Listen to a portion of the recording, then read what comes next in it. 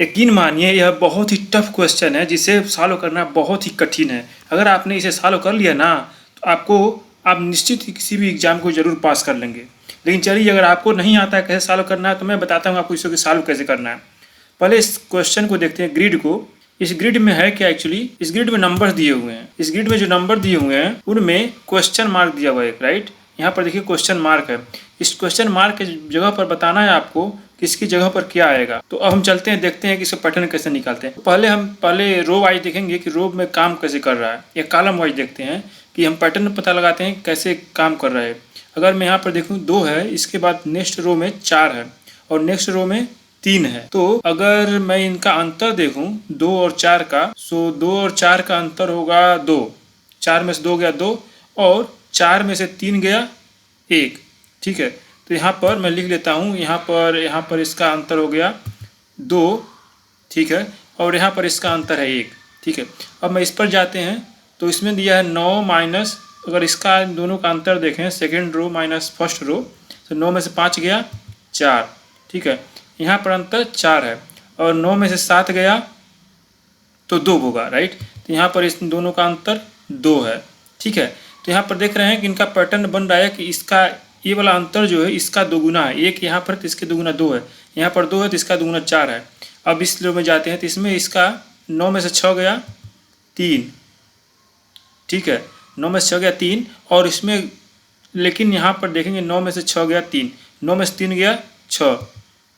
तो यहाँ पर ये अंतर नहीं आ रहा है, मतलब ये फिट नहीं बैठ रहा है। बशर्ते होना ये चाहिए कि यहाँ पर अगर 3 है तो यहाँ पर 6 होना चाहिए, तभी तो इसका दोगुना होगा, राइट। जैसा कि इस पैटर्न में पाया जा रहा है इसका अंतर जो है इसका अंतर का दोगुना है, मतलब यहाँ 1 है तो इसका दोगुना 2 है अंतर, यहाँ 2 है तो इसका दोगुना 4 है।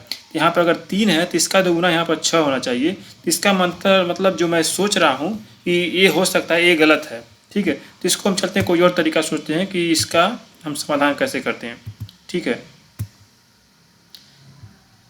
अब आते हैं कोई और तरीका देखते हैं कि इसमें अगर देखा जाए तो 2 5 6 रो वाइज, तो कॉलम वाइज तो हम इसे सॉल्व नहीं कर सकते हैं। अगर हम इसका गुणा करके इसको करें 4 दूना 8, 4 दूना 8 और 3, इसका कोई संबंध नहीं है आपस में।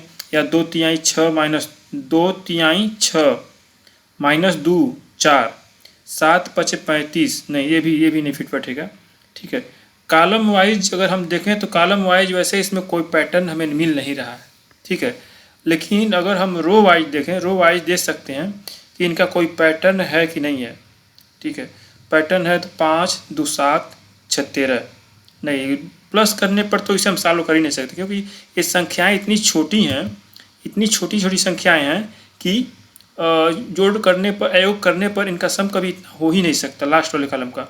तो हम कोई और तरीका देखते हैं कि अगर हम इसको मल्टीप्लाई करें 5 दूना 10, 10 माइनस नहीं 5 दूना 10, 4 9 27 माइनस 9, नहीं ये भी नहीं करेगा।